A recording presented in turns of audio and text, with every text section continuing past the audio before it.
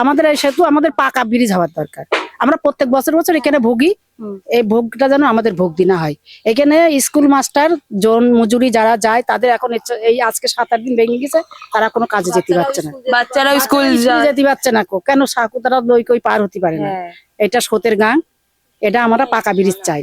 কারণ এখান দিয়ে ওই পাড়ে যাওয়ার জন্য তো এটাই মেন রাস্তা। ওই বিডিও অফিস, থানা, সব স্বরূপনগর থানায় বিডিও অফিস, হসপিটাল, সব ওপারে। তারপরে থানা সবই ওই পারে। প্রত্যেক বছর বন্যা হয়, ভাঙচুর হয়, ব্রিজ আমাদের পারাপারের সমস্যা হয়।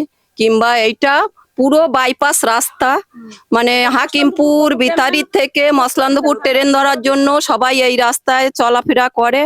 প্রতি বছর আমরা এই সমস্যায় পড়ি। আমরা মানে আমাদের সাংসারিক সমস্যাও পড়ে যায় সবাই। তারপরে তো বাচ্চারাও স্কুল যাওয়ার জন্য এখানে সমস্যা হয়, বাচ্চাদের স্কুল পড়াশোনার সমস্যা হয়, সবকিছু দিক দিয়েই আমরা সমস্যায় পড়ি।